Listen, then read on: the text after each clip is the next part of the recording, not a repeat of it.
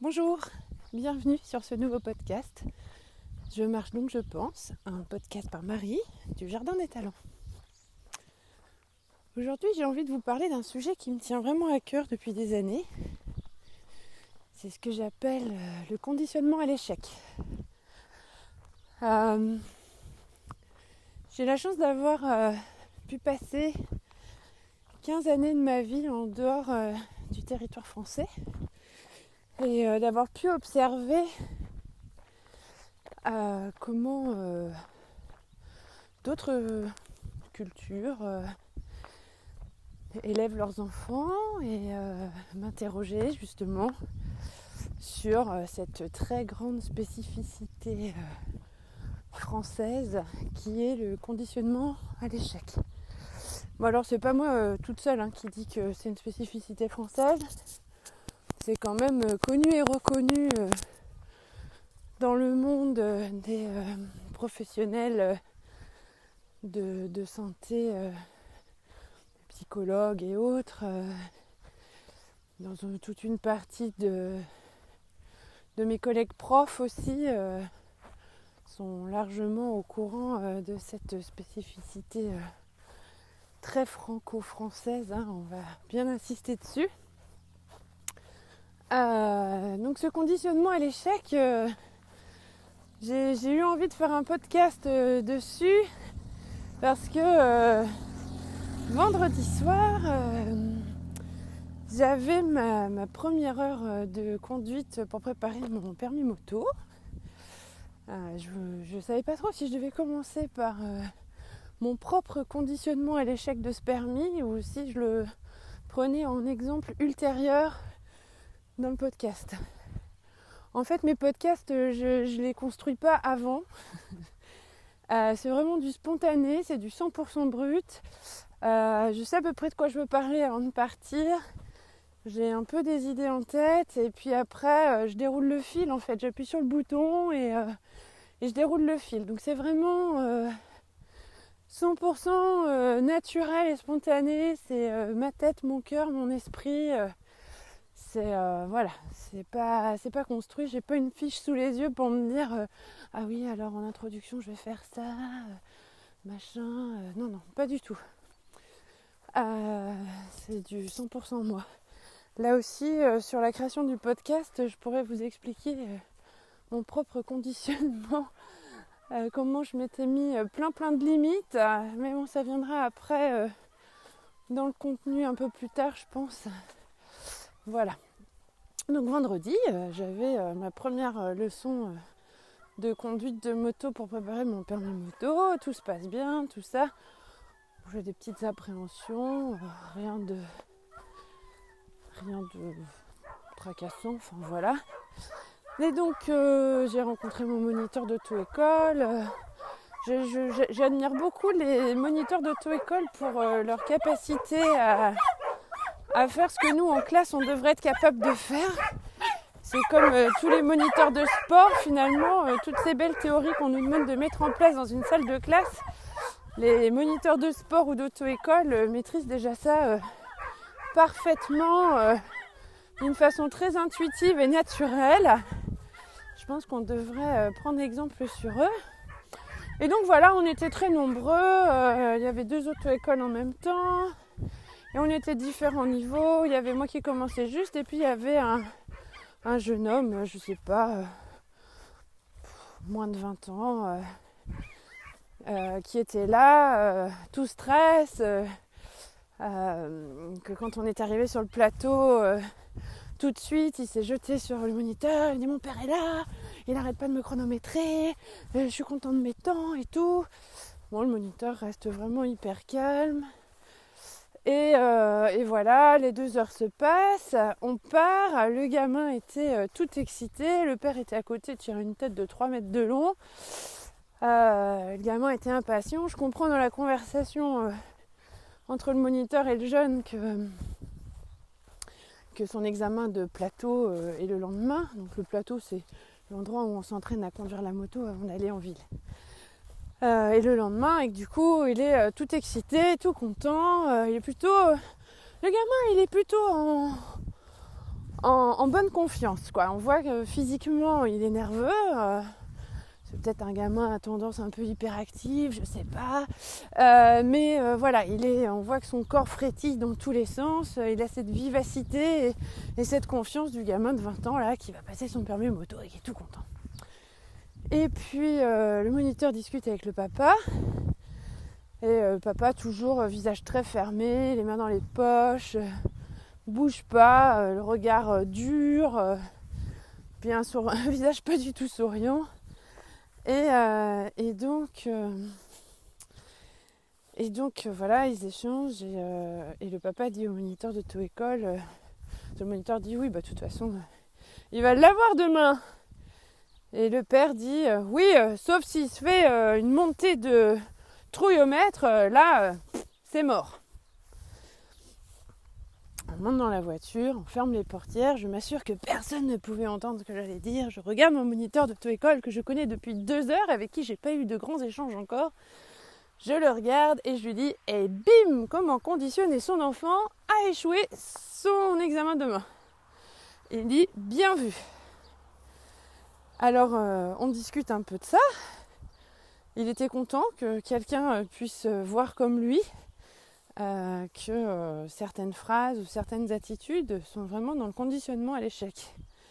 Et donc voilà, on a échangé, oui, et surtout le trajet en voiture, parce qu'il m'avait emmené moi sur le plateau, enfin bon bref, on était ensemble dans la voiture. Et donc on a échangé justement sur cette capacité à se conditionner à l'échec et toutes ces petites phrases qui vont justement détruire la petite partie de confiance en soi qu'on a. Et si son référent adulte, son père ou sa mère, commence à semer le doute dans ce qu'on pensait être acquis au niveau confiance, le cerveau se met en vrille, il n'y a plus rien qui marche, il va se poser plein de questions, et donc du coup le gamin, au lieu de se concentrer sur son examen, va avoir du temps pour, son cerveau va prendre le pouvoir et va se demander « Mais pourquoi il m'a dit ça ? Il n'a pas confiance en moi ? Mais qu'est-ce que j'ai fait qui pourrait dire ça ? Pourquoi il pense que je vais stresser ? Est-ce que j'avais des raisons de stresser ? Il y a des raisons de stresser ? Est-ce qu'il y a des raisons de stresser ? Vous êtes sûr qu'il y a des raisons de stresser ? Bah non, moi j'étais en confiance. Bah oui, mais si papa a dit. Alors si papa a dit, c'est que papa a raison. Parce que c'est papa c'est le capitaine quand même. Parce que les parents, c'est les référents, c'est les capitaines. Donc c'est eux qui décident pour nous. Donc si papa pense que moi, je vais avoir un coup de stress et que je vais foirer, alors du coup, c'est que je vais foirer. Donc peut-être il faut lui donner raison ou on lui donne tort. Ding, ding, ding, ding, ding, ding, ding. Ah, on réécoute le podcast sur le conflit de loyauté peut-être. Et donc voilà, alors j'ai pas le résultat du permis, hein. Je demanderai à mon moniteur jeudi comment s'est passé l'épreuve du jeune. Mais par contre il me dit, des fois j'ai des groupes de 8, on prépare, on est bien, on est super serein, tout le monde connaît, tout le monde sait, tout le monde est à l'aise. Et puis là, on va sur le plateau ou pour l'examen du code, ou voilà. On est tous ensemble, on attend, et puis il y en a un qui stresse et qui commence à remettre tout le monde en doute, et du coup tout le monde panique, et après c'est la cata. Il me dit moi j'ai pas les outils, il me dit je sais pas, est-ce que toi tu as des outils justement pour arriver à détendre la personne stressée, comment tu fais quoi. Bon, on a dû arrêter de discuter parce qu'on était arrivé là où je devais descendre de la voiture, mais ça m'a laissé songeuse. Puis le soir, après, j'avais une réunion pour une association. Et puis, la réunion, après, a dévié sur un repas en petit comité. Et moi, j'ai une petite conférence à faire, là, dans le cadre de cette association, au mois de septembre. Et puis, jusqu'à maintenant, je butais sur mon sujet. Mais là, ça y est, je l'ai trouvé. Ça m'a semblé assez évident de me présenter une petite conférence, ça dure 15-20 minutes, sur justement le conflit de loyauté, le conditionnement à l'échec, que finalement on pense être maître de son cerveau, mais qu'au final c'est quand même toujours le système émotionnel qui reste le chef. Je m'intéresse énormément en ce moment à la théorie polyvagale. Bon, c'est pareil, si ça vous intéresse, polyvagale, P-O-L-Y-V-A-G-A-L. Je suis en train de marcher, donc je peux pas écrire sous mon podcast et je réécoute pas forcément tout ce que j'ai dit. Donc voilà, puis mettre des notes en dessous, ça me semble trop académique. C'est tout ce que je veux pas pour mon podcast en fait. Je veux que ça reste libre et spontané. Mais bon voilà, je m'intéresse pas mal à la notion de concept polyvagal. Donc voilà, c'est un concept, c'est une théorie, ça a l'air assez réaliste, du mode de fonctionnement de nos 3 nerfs principaux dans le corps. Et eux, ils parlent de figement émotionnel, ce que je vous expliquais, la plaque photo dans l'ancien appareil photo, là, quand on est bloqué sur une émotion. Eux, ils parlent de figement émotionnel sur un des 3 nerfs. Voilà, donc ça fait partie des choses que j'ai envie de pouvoir exposer lors de ma mini-conférence du mois de septembre au sein de cette association. Voilà, et donc ça, on en a parlé pendant la réunion officielle de l'association. Et après, arrivé au moment du dîner, on m'a posé des questions et donc il a fallu que j'explique un petit peu, sachant que je suis quand même... je vis en France, dans une région qui est très éloignée des frontières, et je côtoie principalement des personnes qui ont passé la grande majorité de leur vie en France et qui ne se sont pas forcément interrogées sur les pratiques éducatives à l'étranger. Donc sans être péjorative, mais c'est des milieux franco-français que je respecte énormément.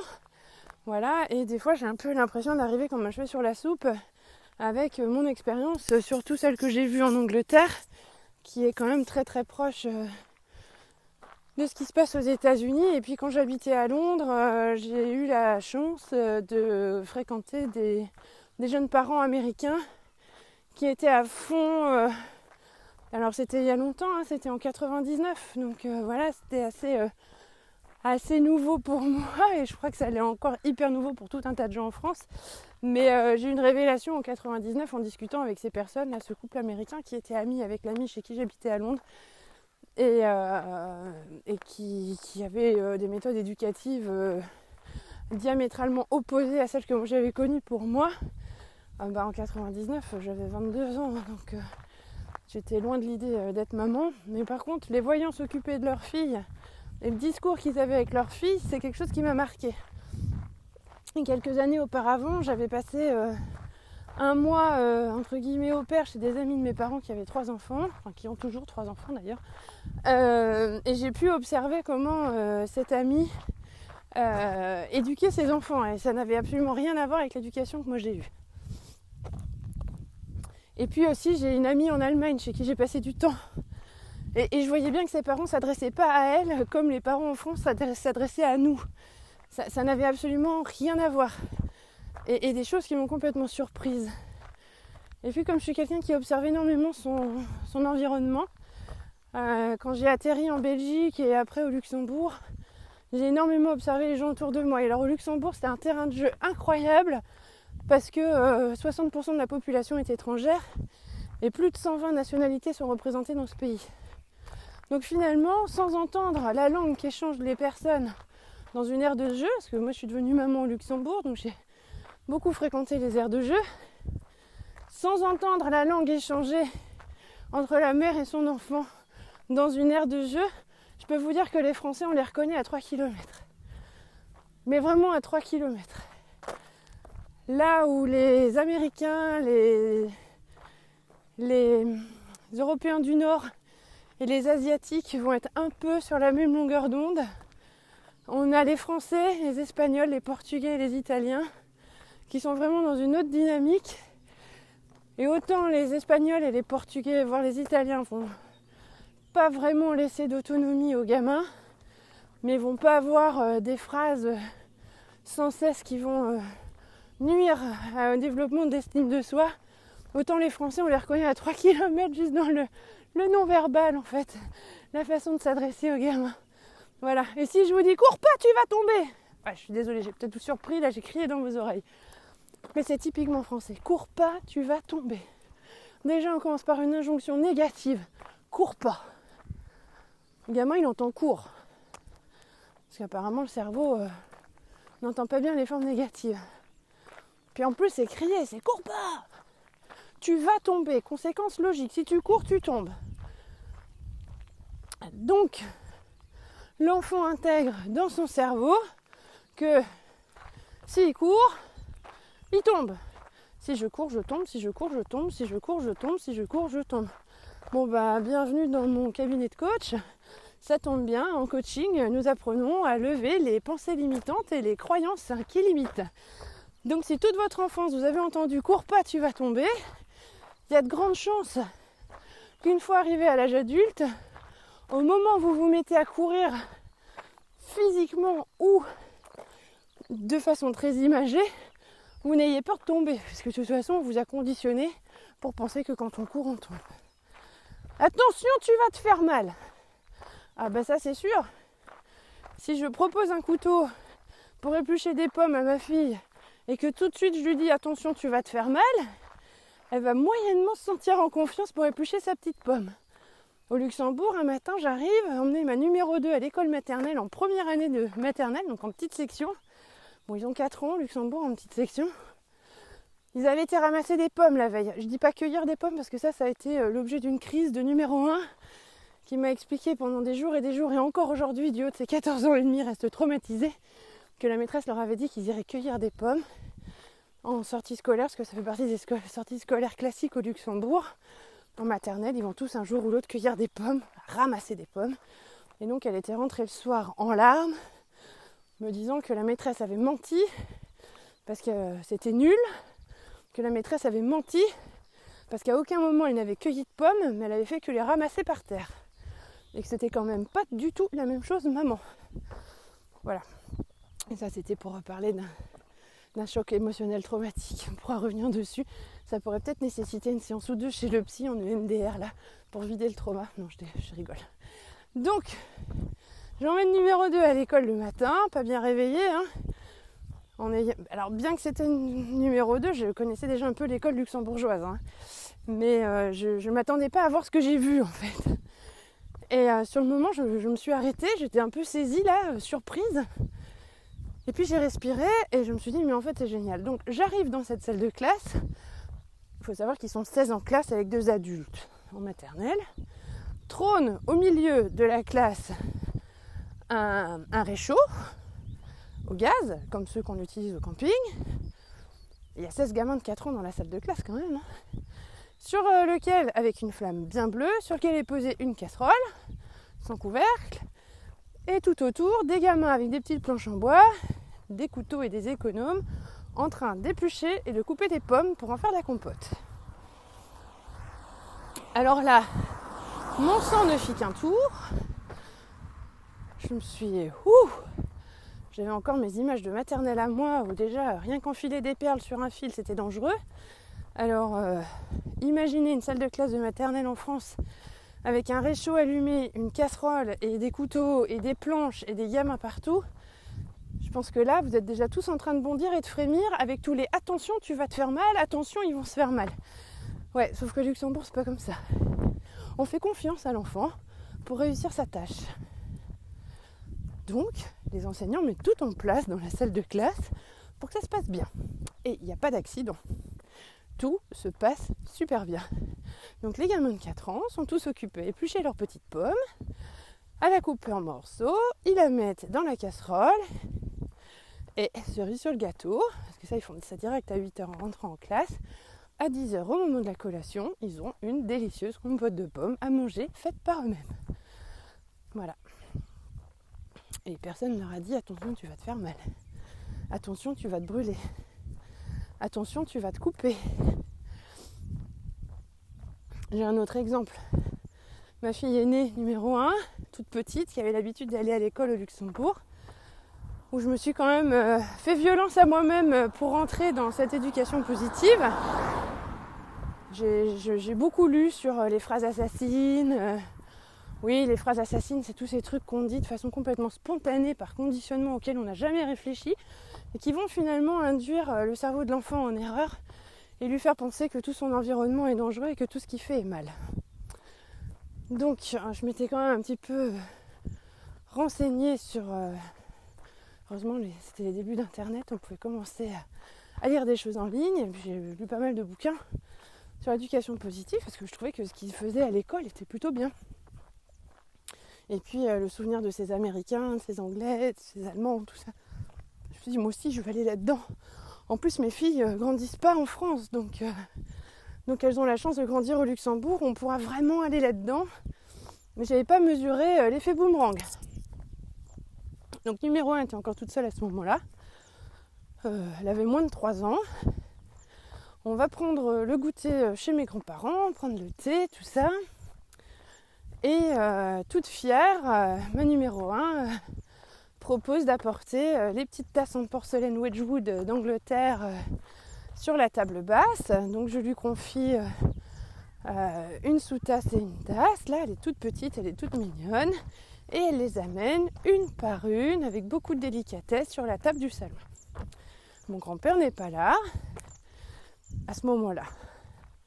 Ma mère se retient d'exploser. Ma grand-mère valide. Donc si grand-mamie valide, on continue. Et grand-mamie s'extasie. Oh, qu'est-ce que tu fais ça bien? Mais c'est super! Mais dis donc, tu fais ça avec beaucoup d'attention. C'est bien, dis donc. Elle la valorise. Donc numéro 1 est fière et continue d'apporter. On était plusieurs, donc il y avait au moins 5 tasses à apporter là sur la table. Donc elle continue à apporter les tasses en porcelaine Wedgwood de ma grand-mère. Arrive mon grand-père qui lui n'avait rien suivi de la scène, parce qu'à ma mère j'avais quand même fait un signe visuel de « tu te tais ». Je connais ma mère, elle m'a élevée. Mon grand-père arrive, déboule comme un boulet de canon dans la pièce, il regarde, il fait « Oh, grand Dieu, mais là, laissez pas toucher ça, elle va tout casser ». La gamine, surprise, échappe la tasse, heureusement, sur la table, elle ne s'est pas cassée, fond en larmes, choc émotionnel, choc traumatique émotionnel, peut-être une autre séance de MDR à prévoir, je suis même pas sûre qu'elle s'en souvienne. Et là, je regarde mon grand-père avec des revolvers à la place des yeux. Pouf, pouf. Tu viens de détruire l'estime d'elle-même de ma fille qui était en pleine réussite de la tâche qu'elle a demandé à faire. Il comprend rien.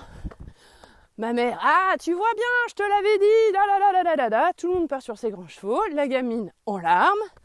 Résultat des courses, aujourd'hui encore mettre le couvert c'est compliqué pour elle. Alors, je ne sais pas si c'est un lien d'effet, cause à effet. Mais voilà. À ce moment-là, on était 2 à valoriser la tâche de l'enfant en ne voyant que le côté positif. C'est bien, tu respectes ce que tu es en train de faire, tu es dans la patience, on t'encourage. Et j'ai mes 2 trublions qui ont déboulé comme des boulets de canon, enfin surtout l'un d'ailleurs, en mettant en l'air toute la scène sans même réfléchir à ce qui se passait, quoi. Je veux dire, il est arrivé, il n'a même pas pris la température de la pièce, il n'a même pas eu le réflexe de se dire mon sang ne fait qu'un tour, peut-être devrais-je poser une question à quelqu'un d'autre. Non, il s'est mis en expert, en sachant.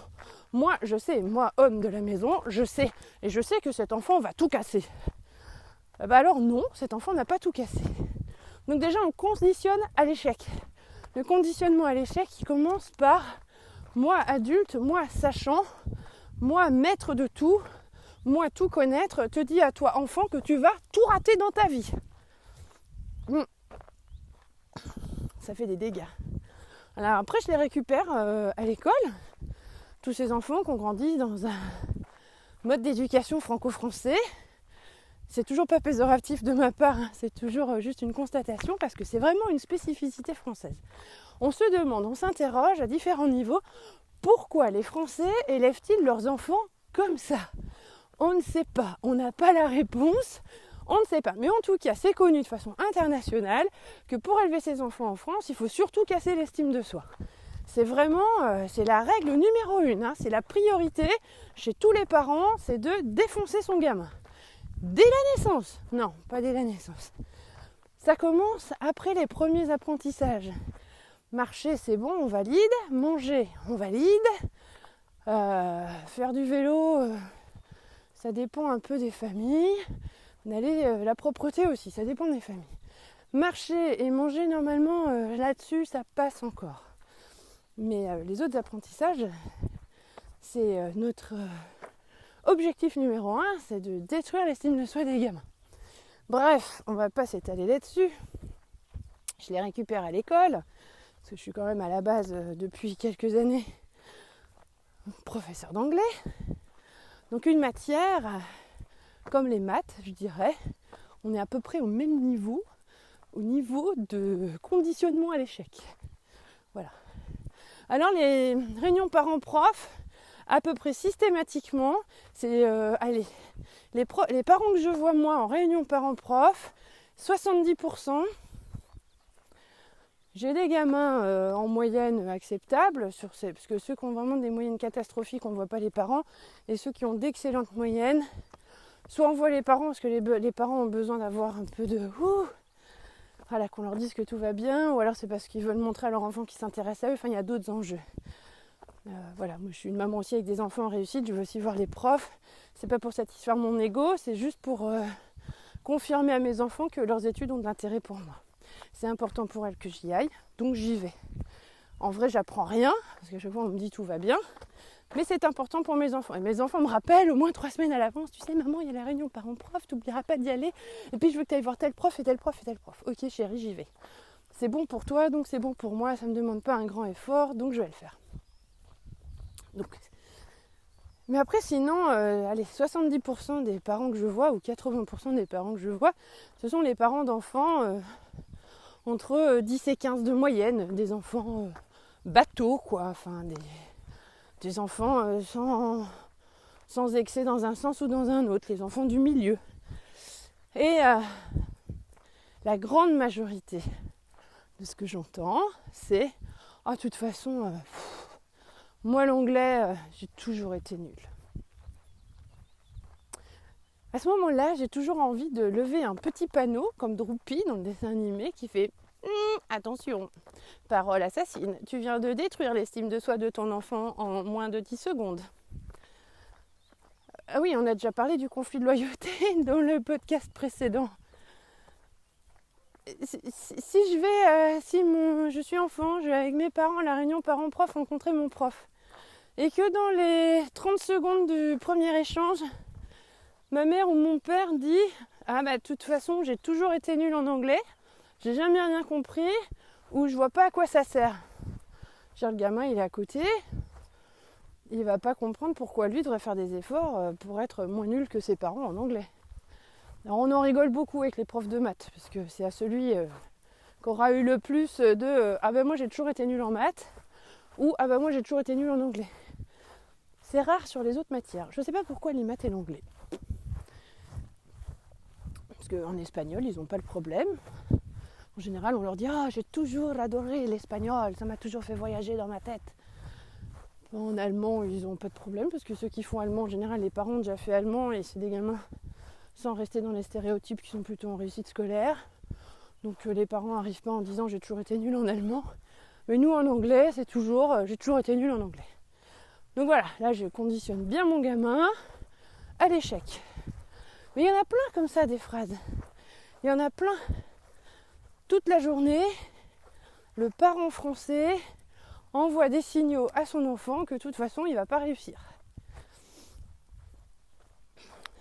Essayez de vous poser la question. Là, pendant que vous m'écoutez, essayez de vous demander s'il y a des phrases là que j'ai sorties qui sont innées chez vous et que vous n'avez pas même pas envisagé un seul instant de supprimer de votre langage. Donc voilà, j'en étais venue à cette réunion vendredi soir avec l'association, c'est là où je voulais en venir, j'avais perdu le fil de mon truc. Et donc ils m'interrogent sur le contenu de la conférence, parce que le conflit de loyauté et le conditionnement à l'échec, ça interpelle comme ça, surtout que j'ai dit en réunion, ne croyez pas que vous contrôlez tout ce qui se passe dans votre vie, au final, c'est pas vous qui contrôlez, le capitaine, c'est pas votre cerveau. Tadam! Alors, comme il y a beaucoup de chefs d'entreprise dans mon asso, tout le monde a levé la tête, ils étaient tous en train de faire autre chose, et puis là, quand je dis si vous pensez que vous êtes le capitaine à bord, détrompez-vous, c'est pas vous le capitaine, c'est vos émotions. Ah bah là, tout le monde a remonté la tête, il y en a qui ont hoché les épaules, d'autres qui ont montré un air intéressé. Voilà, donc après, lors du dîner en petit comité, n'est-ce pas, On va poser des questions. Mais qu'est-ce que tu entends derrière conflit de loyauté c'est quoi ton truc conditionnement à l'échec c'est quoi alors du coup, je prends l'exemple de attention, cours pas, tu vas tomber. Alors là, j'ai un monsieur 65 ans là qui me dit bah oui Marie, mais si on prévient pas les gamins des dangers, comment veux-tu qu'ils les apprennent? J'ai dit mais parce que toi tu connais tous les dangers dans la vie. J'ai dit moi je les connais pas tous. Et puis la probabilité pour que le gamin tombe en courant est quand même pas à 100% quoi, je veux dire. À moins d'avoir un handicapé physique dans un fauteuil roulant, ou quelqu'un avec un pied beau, ou une entorse, une jambe dans le plâtre. Sinon la probabilité pour que la course se passe bien est quand même très élevée, je veux dire. Je sais pas, réfléchissez le nombre de fois où vous êtes parti en courant et vous êtes tombé. C'est pas 100% des fois où vous êtes parti en courant, vous êtes tombé. Non, je pense qu'il y a plutôt 99%, 99,5% des fois où vous êtes parti en courant, où vous n'êtes pas tombé. Vous avez réussi à aller courir sans tomber. Mais le nombre de chutes par rapport au nombre de fois où on est parti courir n'est quand même pas significatif pour établir cette loi générale qui est « Attention, ne cours pas, tu vas tomber ». Combien de fois dans une vie avez-vous utilisé un couteau? Est-ce qu'à chaque fois que vous avez utilisé un couteau, vous êtes coupé? Attention, tu vas te couper. Est-ce qu'on peut établir une loi qui est systématiquement, à chaque fois que je vais prendre un couteau, je vais me couper. Et à chaque fois que je vais me couper, je vais finir à l'hôpital parce que ça va être une grande entaille qui va mettre mes jours en péril. Non. Je veux dire, il y a quand même 99,5% des fois où on utilise un couteau où tout se passe très bien. Même un enfant. Hier, j'ai laissé numéro 2 et numéro 3 préparer une compote de pommes pour faire des chaussons aux pommes. Je n'ai absolument pas regardé comment elles s'occupaient de d'éplucher et de découper. Je sais qu'à un moment donné, il y a des pansements qui sont sortis de la salle de bain. On n'en a pas fait un foin, quoi. Effectivement, il y a peut-être eu des petites entailles. On n'a pas eu besoin d'aller à l'hôpital. Il n'y a pas eu besoin de point de suture. Il n'y a pas eu de cris, il n'y a pas eu de larmes. Elles se sont un peu coupées les doigts. Elles ont mis leurs petits pansements toutes seules, désinfectés, tout ça. Elles savent faire, je leur ai tout montré comment on fait. Elles savent se soigner. J'ai des enfants qui ne supportent pas qu'on les soigne. Donc à un bout d'un moment, il a fallu leur montrer comment on met du désinfectant, comment on met une compresse, comment on met du tulle gras. Ah, ça c'est pour les brûlures, c'est pas mal. Voilà, on gère les strips, tout ça, elles savent faire. Bon, il n'y avait même pas eu besoin de strips, hein. C'était juste des petits pansements. Juste à un moment, il y en a une des deux qui est venue me voir, qui me dit j'en ai marre de toujours me faire mal. Il n'y a pas un truc là pour que j'arrête d'avoir les genoux explosés et les doigts coupés. Je lui dis si ma puce, on va aller faire une séance de réflexes archaïques, tu vas voir, ça va remettre des choses en place. Ah oui, les réflexes archaïques, on en a déjà vaguement parlé. Je pourrais faire aussi un podcast sur ce que ça a changé dans ma vie, ma séance en réflexes archaïques. Après, je suis pas là pour promouvoir une technique plutôt qu'une autre, mais là, c'est quand même assez magique. Donc voilà, ce monsieur me dit, il faut quand même prévenir des risques dans la vie, parce que bon, voilà quoi. Je dis, t'es devant toi, tu connais tous les risques. Donc je vais monter dans ma voiture pour rentrer chez moi, tu vas me dire, attention, conduis pas, tu vas avoir un accident, te faire arrêter par les flics, rater un virage, rencontrer un arbre, taper dans une biche, déraper sur le verglas, non il fait 30 degrés, ça marche pas. Ben non, je monte dans ma voiture, je te dis au revoir et voilà. Parce que je suis adulte, tu ne te permets pas de me donner une injonction contraire à ce que j'aurais envie de faire. Est-ce que c'est parce que je suis adulte que tu ne me dis pas attention, tu vas te faire mal? Après, comme je suis une femme, il y a aussi souvent des hommes qui se permettent de me mettre de me donner des consignes, de me dire attention. Je dis quoi je suis grande, je sais anticiper mes choses aussi, je pense que je suis en capacité à réussir. Donc voilà. Alors faire le travail soi-même pour se mettre en capacité de réussite, c'est pas facile. C'est pas facile du tout parce que déjà il faut être conscient de son propre conditionnement à l'échec. Allez, on repart dans sa petite enfance, on réfléchit. Comment étaient mes parents avec moi? Est-ce que mes parents m'ont toujours encouragée dans tout ce que je faisais? Est-ce que mes parents ont toujours mis des balises tous les 5 mètres pour me dire attention, attention, attention, attention, attention, attention? Est-ce que mes parents, quand je prenais l'initiative de faire quelque chose où je pensais être dans la réussite, systématiquement me criaient dessus ou dévaloriser ce que j'étais en train de faire, minimiser ma réussite? Parce qu'il y a ça aussi. Ouais, j'ai eu mon bac! Ouais, enfin avec 10 de moyenne, franchement, c'est pas terrible. Ouais, mais enfin, je l'ai eu quand même. Oui, enfin, 10 de moyenne. Oui, enfin, je l'ai eu. Oui, enfin, 10 de moyenne. Vous voyez le conflit là? Conditionnement à l'échec. Oui, tu vois, là là là là là là là. Je te l'avais bien dit, c'est comme ça que ça devait se passer. Allez, les fausses croyances, bim, boum, bam.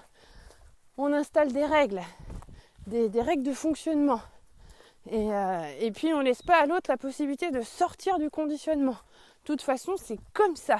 C'est établi, c'est comme ça. Et pour en sortir, ça va être compliqué. Donc soi-même, si on n'est pas dans la conscience de ce conditionnement à l'échec, c'est très très très difficile d'en sortir. Il faut vraiment avoir une prise de conscience à un moment donné, être dans une situation d'observateur ou une situation déroutante vis-à-vis de soi-même. Moi, je vous ai raconté la prise de conscience, elle a été face à ces expériences avec des parents étrangers à l'étranger, où j'ai eu une révélation, comme dans les bandes dessinées là. Waouh, c'est possible de faire autrement. Donc cette révélation, à un moment donné, il faut l'avoir. Et puis si en face de soi, on a quelqu'un qui est dans la pédagogie positive, parce qu'il faut mettre des mots sur tout, il faut l'écouter, cette personne. Parce que la personne qui est dans la pédagogie positive ou l'éducation positive, c'est quelqu'un qui laisse la liberté à son enfant d'être dans l'expérimentation. Parce qu'au final, quand je dis « attention, cours pas, tu vas tomber », et alors ? J'ai envie de vous dire « et alors ?» Est-ce que ce n'est pas en tombant que l'on apprend à se relever ? Oui, mais s'il se fait mal, il aura mal. C'est comme ça, on va pas lui dire tombe jamais amoureuse, hein, parce que tu vas voir, tu vas te prendre des claques, hein, puis ça fait mal, hein. Oui, d'un autre côté, c'est agréable de tomber amoureuse ou amoureux.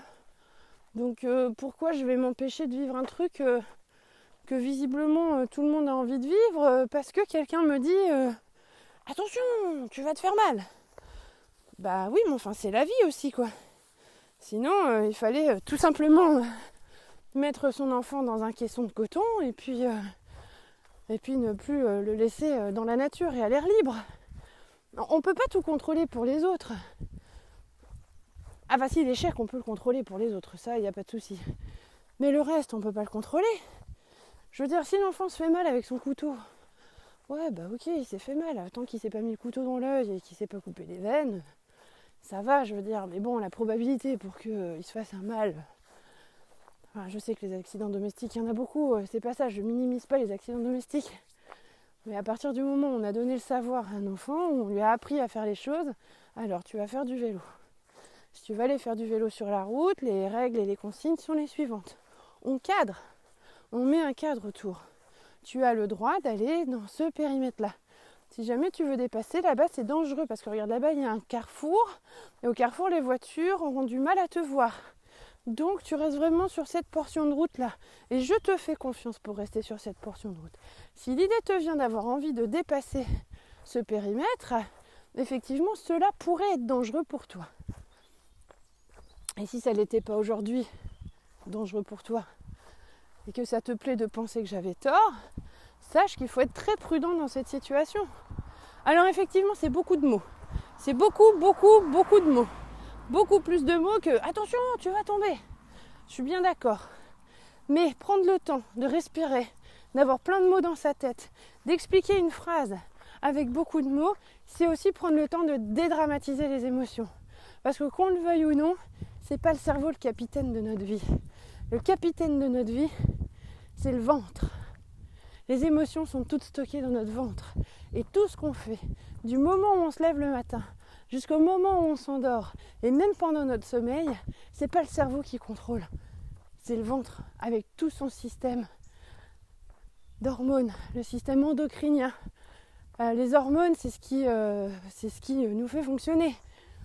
Parce que c'est elles qui déclenchent les émotions. Les émotions déclenchent des hormones. Enfin, je veux dire, elles sont liées. C'est pas le cerveau qui dit « Allez, go, go, go, on envoie de l'adrénaline ». Non, c'est le ventre qui envoie de l'adrénaline. Observez-vous dans une journée. Prenez le temps de vous observer. Quand vous vivez vos émotions, tristesse, colère, joie, satisfaction, toutes ces émotions-là, quand vous les ressentez, essayez d'observer d'où elles viennent. À partir du moment où vous savez d'où elles viennent, vous savez qui prend le contrôle dans votre corps et dans votre cerveau. Voilà, je vous ai un peu donné la réponse, mais essayez d'être dans l'observation. Quand j'ai peur de rater, quand j'ai peur de l'échec, où est-ce que je le ressens ? Dans mon ventre. Ok. Par contre, mon cerveau peut expliquer pourquoi j'ai peur de l'échec. À quel moment de ma vie ça me renvoie ? À quel conditionnement ça me renvoie ? Qu'est-ce qui s'est passé entre le jour où je suis née et même le jour où je vais dans le ventre de maman, je ne peux pas m'en souvenir. Sauf si on m'a raconté des histoires qui peuvent m'expliquer des choses. Quand maman était enceinte, il lui est arrivé ça.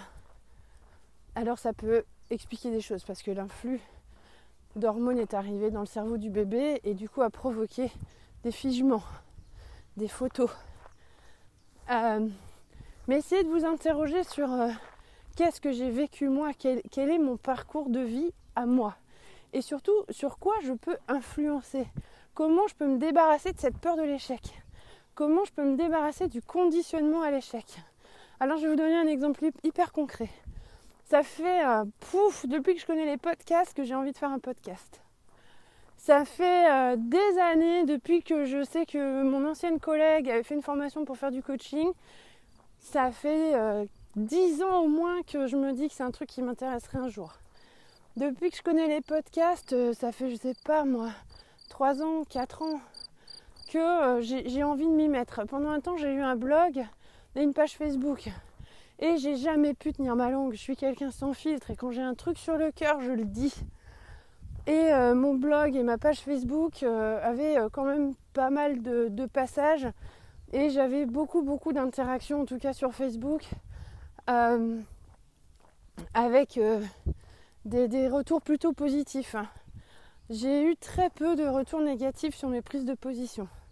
Alors je reste humble, je ne dis pas qu'elles sont universelles et qu'elles sont justes. Je dis juste que quand on parle avec ses émotions, on se touche soi-même et on touche les autres.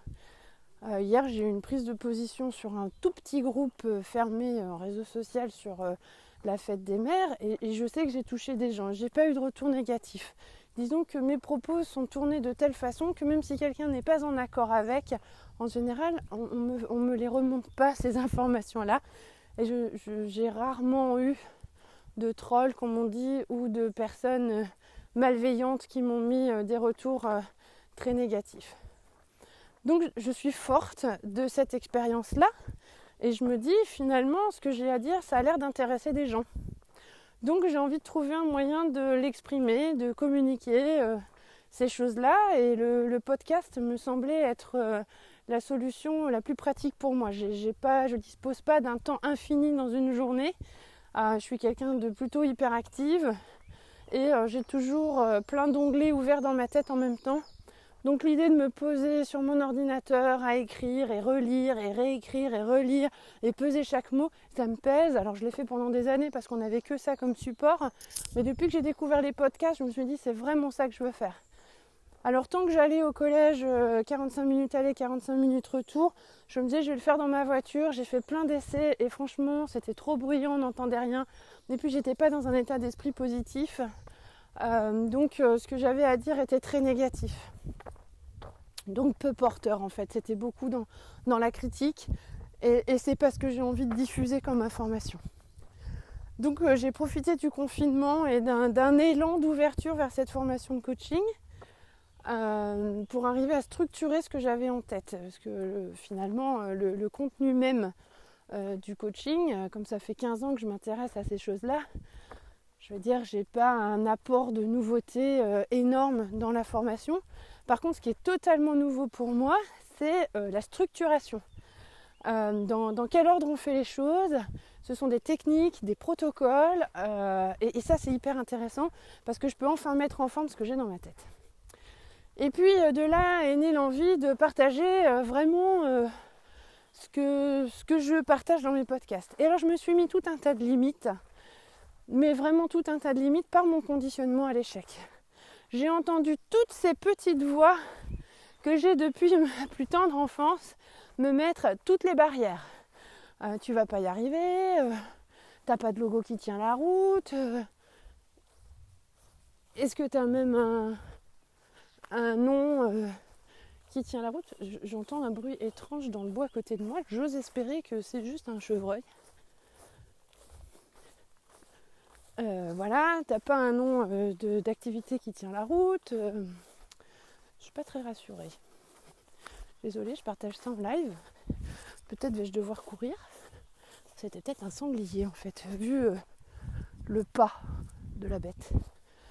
Voilà. Donc, je me suis mis... j'ai entendu toutes ces petites voix de conditionnement à l'échec. Ça va intéresser personne, parce que depuis que je suis toute petite, on me dit que je parle trop, que quand j'étais ado, il y avait un jeu, c'est que quand je prenais la parole, on disait tu parles trop. Voilà, et ils se mettaient à 10 pour chanter ça en même temps. Donc j'ai appris très rapidement que mes prises de parole n'étaient pas les bienvenues. Que ce que j'avais à dire n'intéressait personne, et pour cause, je ne m'intéressais pas aux mêmes choses. C'était compliqué. Donc voilà, j'ai eu toutes ces petites voix qui sont venues à l'intérieur de moi et qui m'ont dit tu vas pas y arriver, tu vas pas y arriver, tu vas pas y arriver, tu vas pas y arriver. Depuis, j'ai eu un élan à un moment donné où j'ai cassé mes chaînes toute seule. Alors ça a été rapide, hein. C'est pas un processus de réflexion intense pendant des jours et des jours. Enfin si, le conditionnement et l'échec a duré des jours et des jours. Mais le moment où les chaînes se sont brisées, en fait, j'ai eu un stimuli. Une phrase dans un échange officiel de boulot, dans une suite de mails. Et là, je me suis dit, Marie, il faut faire quelque chose. Tu as des choses à dire. Visiblement, c'est pas ces gens-là que tu vas pouvoir les dire parce que personne ne veut t'écouter. Donc, tu vas trouver un autre support. J'ai pris mon téléphone, mes écouteurs, ma ceinture, mes baskets. Je suis allée marcher et j'ai créé, comme ça, juste pour moi. Je marche donc je pense. Je suis rentrée chez moi, je me suis dit, waouh, c'était pas mal en fait. J'ai pris plaisir à le faire. Puis je crois qu'il y avait des infos intéressantes. Alors j'ai regardé par curiosité comment on fait pour mettre un podcast en ligne. Alors j'ai trouvé une application, tout ça. Alors j'ai vu que ça diffusait sur toutes les plateformes de podcast. Je me suis dit, oh, c'est super ce truc. Alors j'ai tenté ma chance. Et puis ça a été validé. Ça a été accepté. Et puis je savais pas trop si je devais en parler à la maison ou pas. Puis j'ai dit à mon homme, en fait j'ai enregistré un truc ce matin, un podcast. Je l'ai mis en ligne sur mon site internet. Voilà, on verra bien, une petite bouteille à la mer, on va voir ce que ça donne. Puis il l'a écouté, le bougre, et je sais qu'il écoutera celui-là aussi. Donc j'ai toujours le trac. Et puis il est rentré, il m'a dit génial, mais vraiment génial, vas-y, continue. Et là, on est sorti du conditionnement à l'échec, parce que sur ce truc-là, il croit en moi. Et du coup, sa voix est plus forte que toutes les petites voix de l'échec que j'ai entendues avant. Parfois, il suffit de pas grand-chose pour sortir du conditionnement à l'échec. Et pour soi-même, c'était un coup de bol, que j'ai un petit coup de pouce positif qui me stabilise au niveau du trac. Mais par rapport à soi-même, je crois que l'étape la plus importante, c'est vraiment cette prise de conscience. À quel moment j'ai été conditionnée à l'échec? À quel moment...